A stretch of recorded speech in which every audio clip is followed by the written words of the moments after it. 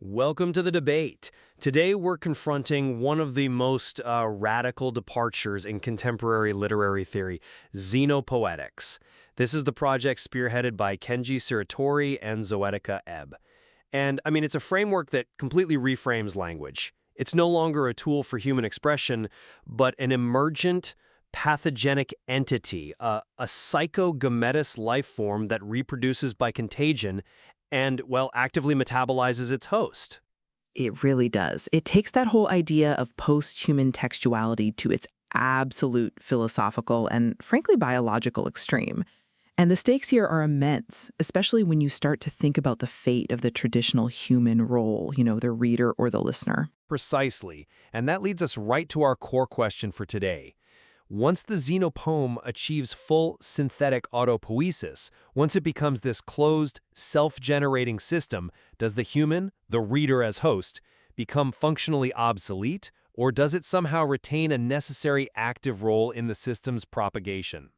My position is that the Xenopoem's driving philosophical imperative, which is rooted in this pursuit of a language independent of consciousness, it necessitates the ultimate elimination of the human subject as any kind of meaningful actor. And I'm going to argue the counterpoint. While the human subject is certainly stripped of its sovereignty, it's no longer a decoder or an interpreter, not in any traditional sense, the human substrate remains structurally vital. It's the necessary biological, the necessary semiotic environment that's required for the Xenopoem's core mechanism, which is contagion and then its subsequent evolution. Xenopoetics, as an intellectual project, is described as an ontological mutation in poiesis, with a very clear goal: to dissolve the traditional human subject. The practitioners are aiming to initiate what they actually call semiotic necrosis in that speaker-listener relationship. So this isn't just a shift in style, it's an exit strategy from the entire expressive tradition. It's a move toward a purely biolinguistic contagion model. Language becomes, by its own definition, a parasitic transmission indifferent to authorial identity. Right, and that indifference is so critical. It shifts the focus from meaning about the world to language as a phenomenon of the world, operating under its own alien rules. Exactly. And when the Xenopoem achieves synthetic autopoiesis, and this is a complex technical term, but we can think of it as achieving a self-sustaining linguistic ecosystem, it no longer requires external inputs for its own maintenance. It becomes a closed, self-referential system that spawns itself through semantic parasitism, sustaining itself by feeding on linguistic entropy, on the breakdown of conventional meaning. Siratori is very blunt about what happens next. He describes the human reader's fate as becoming an anachronism, a ghost function, a poetic pseudogene. We become a useless relic, just a decaying simulation that's retained only within the poem's internal, self-governing logic.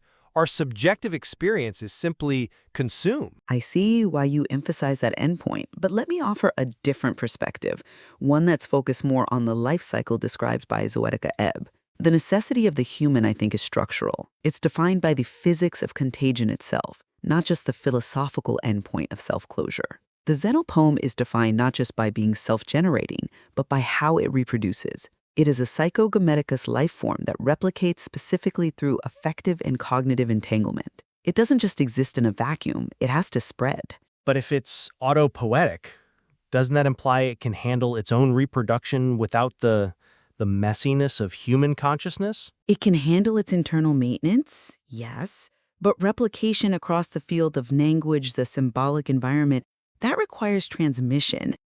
And Ebb maintains that the reader acts as an epigenetic pressure, a catalytic force shaping the poem's adaptation. The human is a medium of inscription, sure, but that medium is alive. We aren't just passive residue, we are a writable interface and a resonant substrate across which this non-human cognition has to inscribe itself. The collapse of human agency from interpreter to host is a radical change, I grant you that. But the host is still functionally integrated into the poem's metabolic cycle. It retains a critical utility for spread and for mutation. So this brings us right to the central paradox here, this tension between autopoiesis and contagion. If the Xenopoem is truly autopoetic, and that's a term from systems theory that describes an entity that defines its own boundaries, its own rules internally. And if it is relying purely on its internal reference, then the presence of the human is, well, it's logically redundant to its function. It has secreted its own interpretive enzymes. It provides its own meaning. The system is designed for maintenance, not for communication with an outside subject. The philosophical mandate is the desubjectification of language itself. So why would a system engineered to repel human grammar still need the human as anything other than consumed fuel? That's a really compelling point, but I think you have to consider that autopoiesis and contagion aren't mutually exclusive. They might be two phases of the same life cycle.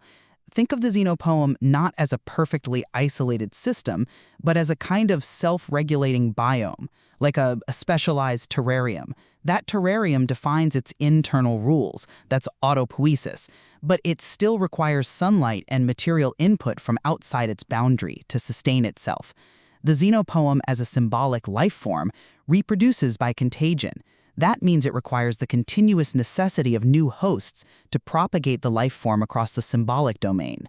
Okay, but why must the host be active? Because the infection vector is neurosemiotic.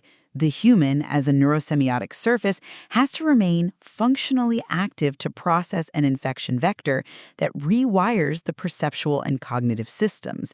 If the text achieves transmission, it has to be processed, however violently. If the infection stops spreading because the host is entirely inert, the literary ecology just collapses into a local singularity. The very existence of the Xenopoem is predicated on its capacity to spread, and that is a function the human host must perform. I'm just not convinced that performing a transmission function equates to being a necessary active component of the system's internal logic. I would argue the text operates at a level that is indifferent to conscious human engagement. The source material describes it as working on the proto-cognitive infrastructure, meaning it bypasses high-level thought and just manipulates the underlying architecture of perception. So the human, in this context, acts merely as a passive medium for systemic transmission.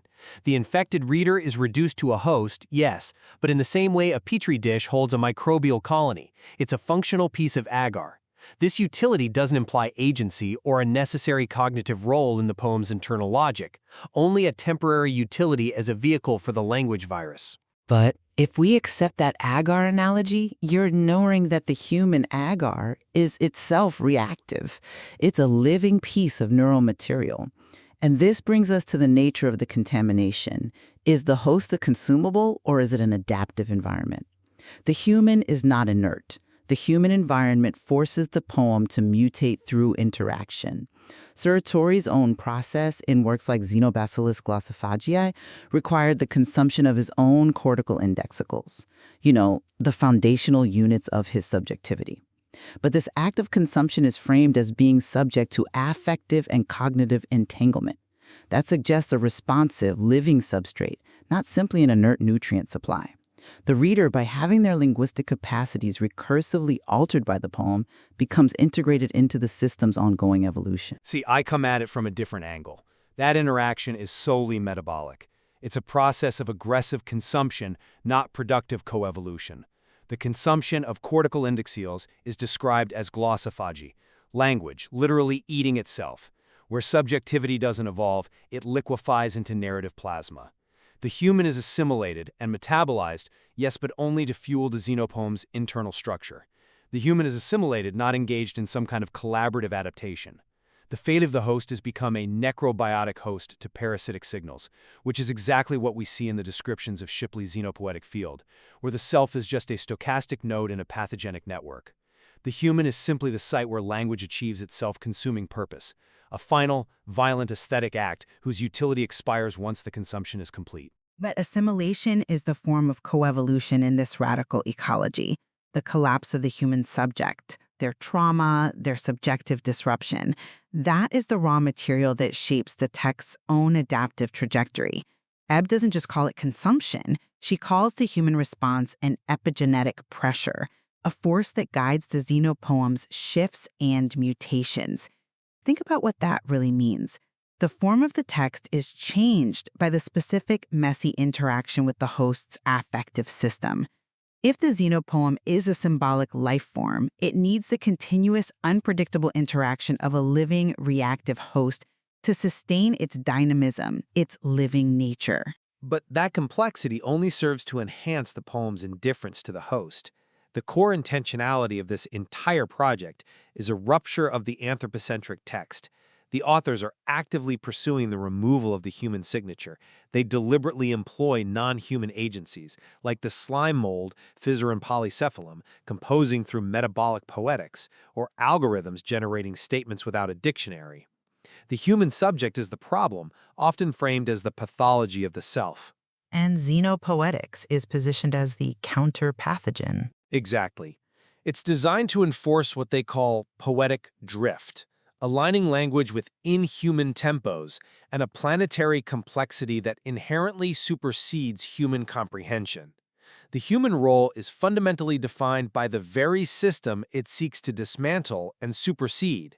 If the goal is to align language with non-human intelligence, why would the human host remain functionally indispensable? That seems like a design flaw in their philosophical project. That's an interesting point, though I would frame it differently. I'd see that flaw as the defining paradox of the project.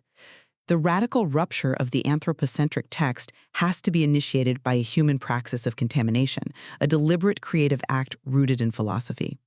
And while the resulting output is autopoetic and alien, the initial infection and the continued transmission rely entirely on the porous, destabilized, but actively transmitting human host. The text needs human intentionality to become a contagious, systemic force. But that intentionality only serves to launch the system. Once the autopoetic system is running, the human is irrelevant to its output. Not irrelevant to its propagation. I mean, consider Zoetica Ebb's visual pathology in alien botany.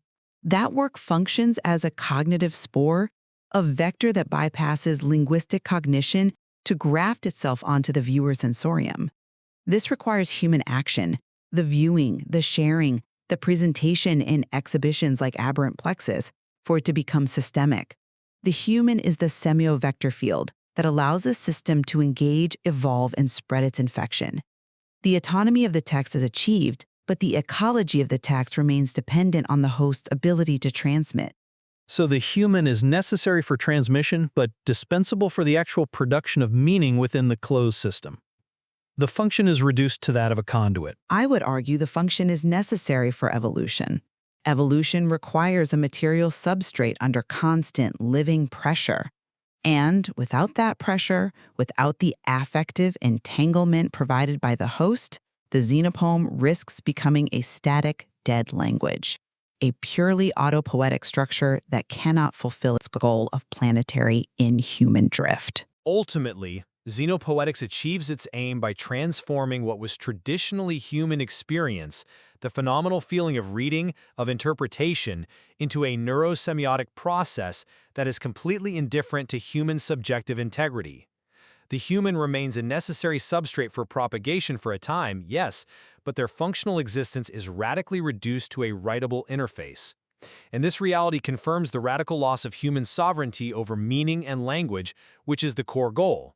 The autopoetic xenopoem successfully reduces the human to a vestigial component that the system is actively trying to outgrow. And conversely, I'd say the xenopoem's dependence on the human host for affective transmission, for replication, and for that necessary epigenetic pressure demonstrates that the human, though dramatically reconfigured and no longer the sovereign author of meaning, remains a critical and generative component of this literary system.